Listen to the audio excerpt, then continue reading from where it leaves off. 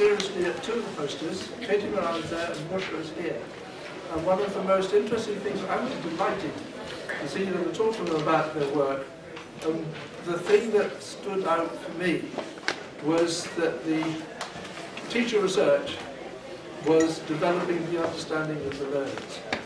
But what you got from this was a sense of the learners themselves having a much better understanding of what they were doing in the classroom and how they could contribute to make their own learning situation more productive. In a sense, that's all I need to say. I think it's really a delight to see that. I worry when I see research that hopes the teacher understands something, that leaves the students only as people who provided the data. It doesn't actually give them any sense that they've learned anything from it, except that they have to now trust the teacher to do something more sensible than he or she did before. So that I was absolutely delighted. Thank you for that. It's really interesting. And I don't know whether I would have seen it wherever I went, but those are the two I really looked at, and those that was my major thought arising from them. Dick has actually just mentioned one of the things that really struck me as well, that there was involvement of the learners from so many of the projects, and particularly the one over there that Katie, is it Katie? Yeah, was looking at, you know, where the learners really had an opportunity to participate in what was going to make a difference for them. So I thought that was very important. And then over here we had was it Esma? Esma, yes. Esma, yes. And I was very struck by Esma's work too, where there was a great deal of involvement from the learners. So that also, I think, is a very important point. But that, just to touch very briefly on two other things that struck me. One of the things that I also saw was the way that collaboration with other teachers allows the research to spread outwards. So you have this kind of unintended ripple effect that may not be part of what you think you're doing at the beginning.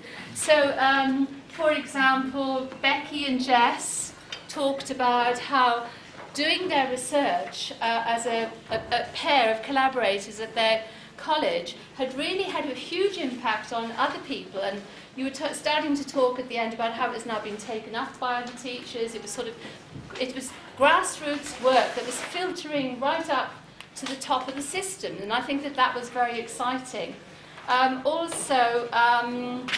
That was also mentioned by you too, I think, Esma, where I asked you, what was the initiation of the whole thing, and you said, well, there was an issue or a dilemma in the whole college, and you felt something had to be done about it, and so you initiated a project and other teachers joined in as they wanted to. There was no coercion or sense of having to be involved, but it had spread outwards to other teachers. So I think that was another important part of what I saw.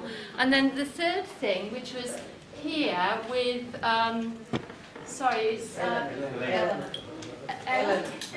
Eleanor's research. What I liked there was that she actually started talking about how she worried about some of the students who didn't want to be involved. And I said, we were talking about this, and I said, well, what a positive thing to happen, because now you've got a new direction to go in. The fact that they didn't like this and weren't very keen on being involved means that you've got something else to find out. So for me, when action research goes slightly off the rails, that's a really great thing, because that means you've got new things to explore, and there's something else going on under the surface there that you can investigate more deeply or go a little bit further with. So those are my three immediate things. Thank you. So I have two specific posters that I looked at, but then a couple of general remarks. I looked at Elena's in depth, and one of the things that struck me is this whole notion of taking something it's viewed as a condition of the subject matter, which is sort of how students feel about being in the class, and particularly in groups, and moving that inside of what the teacher actually uses as part of the pedagogy, who works with whom, and how you have to sort of make negotiations for that to happen.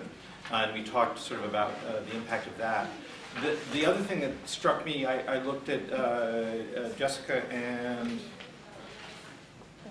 Becky, thank you, their poster, and I was really intrigued by the role of the two apps, because if I understood correctly, the apps did things that you could put another. You could do the things the apps did with a piece of paper.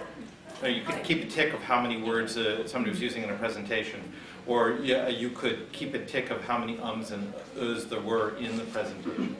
But somehow the mediation of this technology, because I asked and was told, well, actually, that had been tried, and students were much less engaged than when it was actually, you were ticking it on a mobile phone. So that leads me to two general comments. One is that what I saw across a number of posters was this whole process of making something visible that is part of the woodwork. It's part of the fabric of teaching. So in Elena's, it was making sort of social participation visible as an element in teaching. In the Australian poster, it was really making the ums and ahs visible, but through the ticking things off. Katie was here, right? No, Jane was here and Katie was there. Yeah. In Katie's poster, the idea of the cumulative portfolio sort of making progress more visible in a way that the end stakes test would not, and so on. So it made me think about maybe one of the functions. Well, I actually believe that one of the functions of teacher research, which I would say is a hyphenated activity, is about visibility. The other is a question that was raised by Katie's poster, by Christina's, yeah, maybe also by Usho's, which is the effect of novelty. I mean, if you think about, when people research pharmacological work, there's the placebo effect. Is it actually the pill that's making the difference, or is it people think that it's making a difference? And I think that we have a version of the placebo effect in teacher research, which is I'm trying something new, and therefore that sort of interrupts the normal patterns of how we do things in classes, and students get excited and get re-energized and re-engaged. So in that sense, then, is the research really a mechanism for re-engagement in the teaching and learning process, in the sense more than it might be a knowledge generation process? And I'm not sure it's an either or, but this effect of novelty is an interesting question, and a number of people talked about needing to repeat the cycle multiple times, which I think is one way of addressing that. Does anyone have any questions or comments they would like to add? I'm sure someone must have.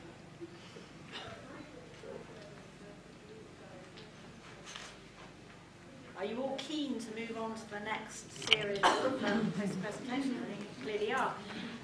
We've got 4 more that have been put up, but that should leave another couple of people. Are there 2 people here who haven't put their posters up?